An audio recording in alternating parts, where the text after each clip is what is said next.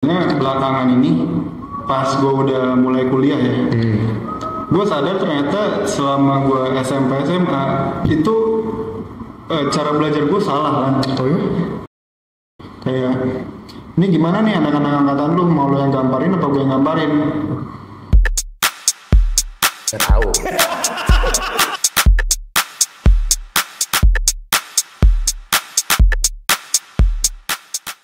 Halo guys, welcome back to New Learning Podcast. Cheers. Cakep banget. Nah, hari ini gue Roland, gue kedatangan tamu spesial karena ini merupakan teman dari kita SMP, SMA, gue bareng dia terus. Dan uniknya dia adalah selalu berada di, lu selalu berada di 3 besar gak sih? 3 besar ya. Iya, selalu 3 besar. Betul. Tapi pernah turun dari juara 1 gak sih? Gue lupa. Pernah waktu SMP. SMP tuh kan SMP SMA kan kita ada 6 semester. Iya. Di SMP 6 semester, SMA 6 semester. Kalau SMP gue pernah di posisi kedua itu selama 2 semester. Selebihnya selalu posisi pertama. Kecuali di SMA gue full di pertama. Selalu, ya puji Tuhan. Anjing pinter banget. Oke, tapi kenalin diri dulu dong. Lu belum kenalin diri, gue lupa. Oke, apa manggilnya guys? Guys, boleh, teman-teman boleh bebas. Halo guys, gue Justin Wibisana, biasa dipanggil Justin. Yes. Sekarang gue kuliah di Indonesia Banking School, salah satu kampus sebenarnya sekolah tinggi sih di daerah Kemang, Jakarta Selatan. Dan masih semester 1 karena gue gap year dan ini baru mulai kuliah. Jadi anak Jaksel sekarang. Belum sih, itu proses yang panjang kayaknya. Lagi jaga. Oke. Jadi gini, Gimana? gue tuh penasaran dari dulu tuh gue cuma bisa nge-amaze lu karena lu selalu juara 1 atau 3 besar ya. Kayak always lah gitu. Gue kayak ini orang pintar banget gitu. Tapi sebenarnya dari metode belajar lu ada yang kayak unik gak sih? Atau lu tuh cuman ya pokoknya gue full belajar, balik ke sekolah gue belajar sampai gue ingat dan gue ulangan nyata aja gitu. Lu gimana sih metode belajarnya gitu? Sebenarnya belakangan ini pas gue udah mulai kuliah ya, gue sadar ternyata selama gue SMP SMA itu cara belajar gue salah kan. Oh ya? Kayak gue belajar gue nggak ada strategi. Gue cuman apa ya? Gue setiap pulang sekolah gue pasti nge-review lagi materi yang tadi gue pelajarin di sekolah. Mau itu ada 4 mapel, mau ada 5 mapel, semuanya harus selesai malam itu juga. Sebelum selesai gue review, gue nggak boleh tidur dulu. Cuman semenjak gue udah masuk kuliah, gue baru sadar ada yang namanya strategi belajar. Dan selama gue SMP SMA gue sama sekali gak ada strategi. Gue cuman pulang, gue harus belajar. Gue hafalin, jadi gue bukan memahami tapi gue ngafalin. Gue nggak peduli gue paham atau enggak, yang penting gue hafal. Itu salahnya Gitu.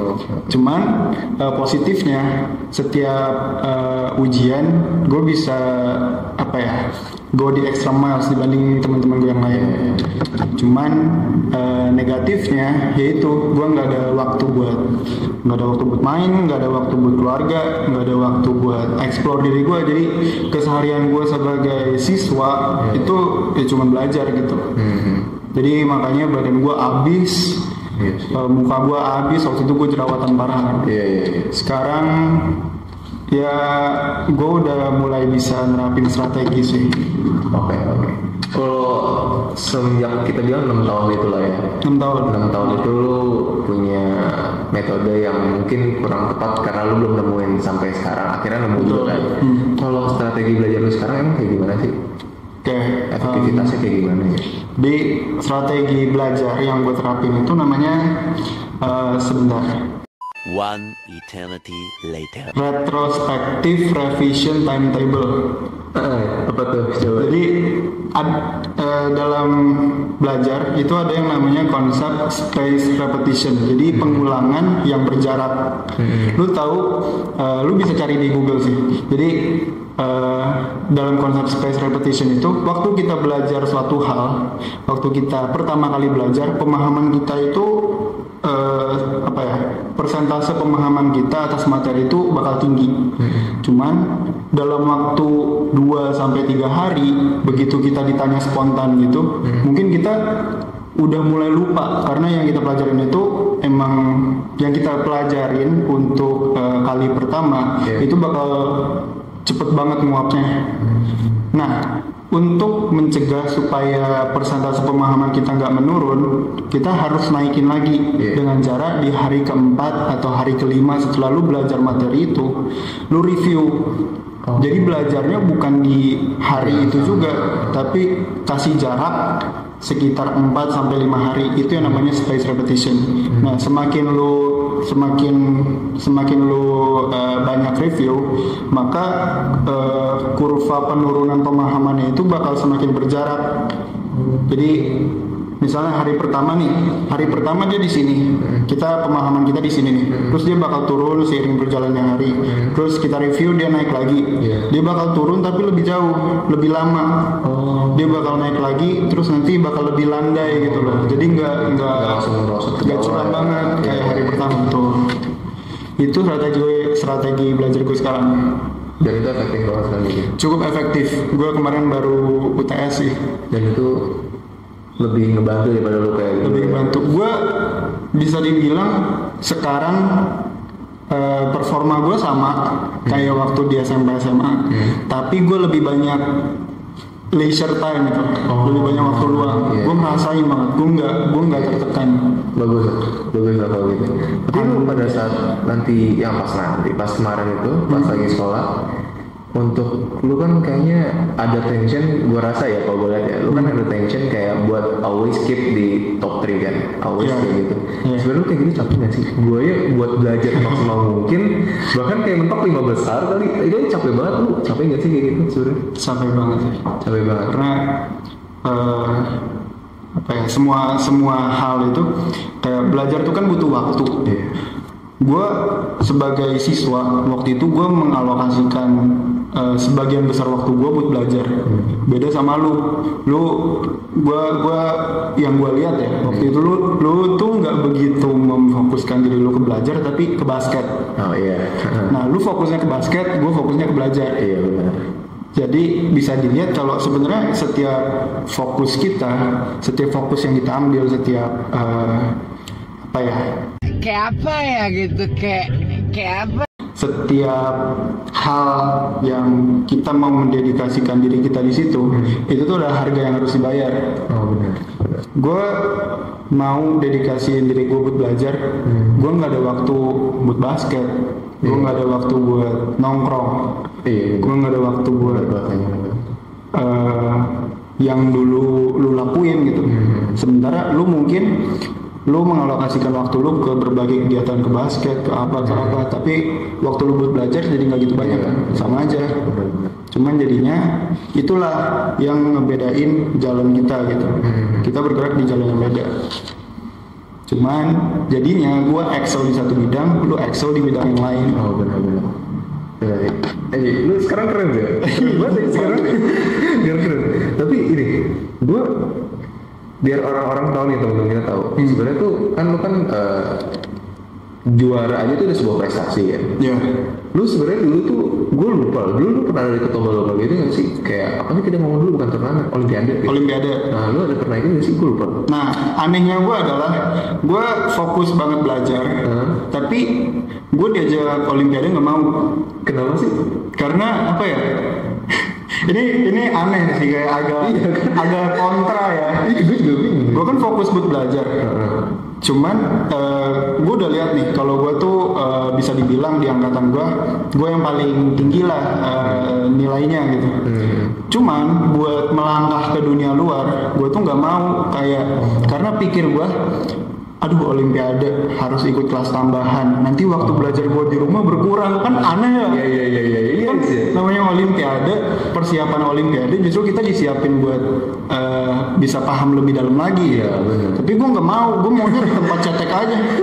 Oh gitu, maksud itu. Nah waktu itu pertimbangan gue kayak gitu. Terus setelah gue dipanggil sama wali kelas kita waktu itu, gue dibilang nilai kamu tuh bagus loh Jasin, kenapa nggak mau ikut olimpiade? Terus gue kayak, aduh gimana ya Miss, nanti kalau olimpiade tuh kan harus kelas tambahan, itu tuh buang waktu gue bilang, buang waktu banget. Jadi gitu. Gue maunya gue belajar di rumah, gue nggak mau belajar olimpiade di sekolah gitu. Jadi setelah ngobrol itu barulah gue bisa dibilang terbuka gitu pikirannya. Gue terpintar di satu sekolah belum tentu gue terpintar di luar sana. Iya benar. Terus gue coba, ternyata zonk bro. Gue nggak pernah menang lomba pas SMP. Gue ikut, gue selalu tereliminasi di babak penyisihan, sedih banget. Pas SMP lu ikut apa ya? SMP gue pernah, gue lupa. Biologi. SMP tuh gue pernah coba biologi. SMA gue coba matematika. Kalau SMA gue mainly matematika. Iya, matematika ya. Nah, gue baru dapat penghargaan itu pas SMA di matematika itu. Dua lomba, satunya itu nasional, gue dapat bronze. Terus yang satunya lagi itu internasional, gue dapat itu bukan medali sih, tapi lebih ke bilangnya? Sertifikat. Bukan, mention of honor tapi bentuknya apa? Intinya gue tuh meskipun gue nggak dapat 3 medali itu, tapi gue dapat penghargaan spesial gitulah, kayak distinguished participant atau apa gitu, lupa. Pokoknya yang dapat penghargaan khusus gitu. Tapi gue kepikiran. Tapi dengan lu menjadi juara dan ikut turnamen olimpiade kayak gitu, sebenarnya itu pure dari emang diri lu sendiri atau ada kayak arahan dari orang tua sih? Oke. Orang tua gue tuh bukan tipe yang menyetir anaknya. Mereka justru pengen gue tuh bisa bertumbuh dengan sendirinya. Justru gue yang menyetir diri gue sendiri. Gue pengen diri gue tuh jadi excel di segala hal yang gue lakuin gitu. Jadi mau itu pelajaran biologi, mau itu pelajaran fisika, mau itu pelajaran matematika, gue pengen bisa jadi yang terbaik di situ. Itu sebenarnya gue akuin sekarang itu bukan mindset yang benar sih. Karena kalau lu fokusin diri lu ke situ, lu pengen jadi yang terbaik di segala bidang. Musuh lu itu, yang jadi musuh lu adalah orang lain. Harusnya yang harus lu balap, yang harus lu kalahin itu adalah diri lu yang kemarin kan. Benar. Dulu gue belum ngerti sudut pandang itu. Kita masih muda lah. Kita masih bocah, betul. Tapi kalau misalkan ini pertanyaan agak klise gitu. Kalau misalkan lu bisa putar waktu nih, kita ngomong pada saat SMA ya deh, nggak usah jauh-jauh. Putar waktu, lu baru lulus dari SMP, lu mau naik SMA kita di TH. Ada gak hal yang bakal lu ubah, mungkin biar bisa hasilnya lebih maksimal daripada sekarang? Jadi mungkin dengan pada saat 3 tahun di SMA itu bakal ngehasilin Justin yang sekarang tuh way jauh daripada yang sekarang. Tak, gue minum dulu ya. One eternity later.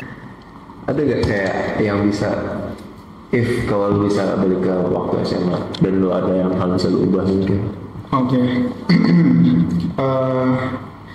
Yang jelas, yang pertama banget pengen gue ubah itu yaitu strategi belajar gue. Karena yang tadi gue bilang, strategi gue tuh salah banget. Itu capek banget. Lo waktu SMP gue tuh ada satu teman kita yang deket banget sama gue. Dia tuh waktu SMP kita bener-bener yang belajar bareng, dan kalau nggak gue lebih tinggi, dia lebih tinggi gitu. Jadi sericat. Iya. Oke. Terus waktu SMP kita tuh bener-bener yang saingan, tapi kita temenan. Itu yang gue suka. Dan kita ada banyak kesamaan gitu. waktu SMP kita benar-benar sengit nilainya, tapi waktu SMA gue lihat kok si Richard nih kayak agak kendor gitu. Iya benar. Sebenarnya dia tuh kendor bukan karena prestasinya menurun, tapi dia tuh udah duluan belajar buat, yang gue lihat ya, dia tuh udah duluan belajar buat ngebagi fokusnya. Sementara fokus gue cuma di belajar, gue cuma excel di satu bidang. Sementara teman-teman gue, ya lu, ya si Richard, dia udah apa ya, terekspos dengan bidang-bidang yang lain gitu. Sementara gue cuma di sini-sini aja. Dan kalau mungkin lu nggak tahu, tapi waktu gue SMA, waktu gue lagi banyak-banyaknya prestasi, gue tuh sering ngerasa, lu tahu nggak sih lagu yang Lampu Merah? Tahu? Gue pernah dengar. Ternyata filosofi lagu itu adalah saat teman-teman gue udah di depan, mereka udah kemana-mana, mereka udah terekspos dengan banyak bidang, dengan banyak hal, gue masih stuck di lampu merah. Nah waktu SMA, walaupun prestasi gue banyak, walaupun gue jadi yang ranking teratas gitu lah, gue sering ngerasa ketinggalan sama kalian. Nggak tahu, gue nggak tahu gitu apa sih yang kurang. Cuman gue merasa selalu kurang aja dari kalian gitu, dari dalam hal olahraga gitu ya, ada Roland. Dalam hal musik ya ada si Richard yang dia jago banget musiknya. Terus dalam hal komunikasi siapa tuh, pokoknya banyak lah teman-teman kita yang sebenarnya mereka tuh nggak excel di bidang akademik, cuman mereka sangat jago di skill-skill yang ada di kehidupan nyata gitu. Sementara gue untuk komunikasi, gue untuk olahraga, untuk musik, gue nggak ada hal yang begitu menonjol dari gue. Iya, benar. Karena fokus lebih di akademik sih. Betul. Makanya sekarang gue udah nggak apa ya, gue masih mengusahakan yang terbaik di bidang akademik. Cuman gue nggak lagi, fokus gue tuh nggak lagi begitu tajam ke situ. Kayak nggak, I don't give my 100% attention ke akademik. Gue sekarang udah gue bagi per section untuk apa. Ini capek bro. Iya kayak gitu. Ngos-ngosan lo nggak? Capek banget ya. Oke. Kalau sekarang itu kan kita udah ngomong masalah lalu nih. Coba kita lanjut ke sekarang ya.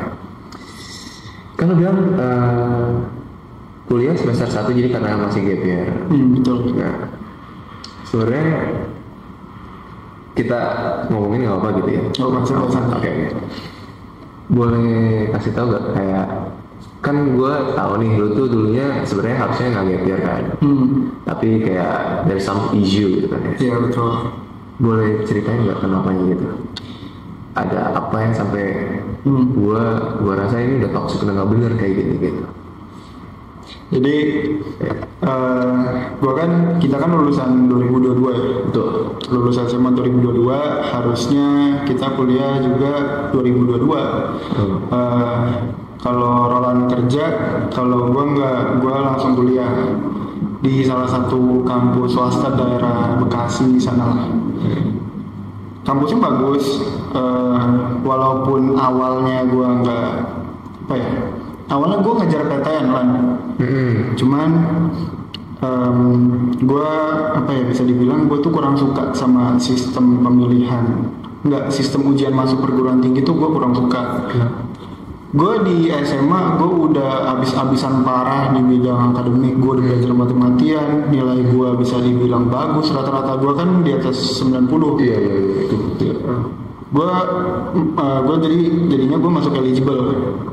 Eligible tuh anak-anak SMA yang bisa daftar SNMPTN waktu itu. Gue berharap banget di SNM karena gue kalau harus belajar lagi buat UTBK, wah gue udah, gue udah gosong gitu. Gue udah nggak mau lagi, gue udah capek. 6 tahun akhirnya gue capek gitu. Gue nggak mau lagi belajar buat UTBK, ya udah gue berharap di SNM. Cuman emang kagak ngotak sih ya, gue pilihnya UI ITB. Iya. Ambilnya apa? Teknik. Iya. Ambilnya teknik. Terus gue udah lihat pengumuman, gue nggak lolos. Ya udah, gue udah hilang harapan sebenarnya. Cuman nyokap bokap masih cobalah UTBK. Gue yang udah gosong dibilang cobalah UTBK. Ya udahlah, buat nurutin orang tua, nyenengin orang tua ya gue never know kan. Gue coba, gue sampai ikut ini loh, les online yang macam ruang guru gitu, cuman lewat online gitu selama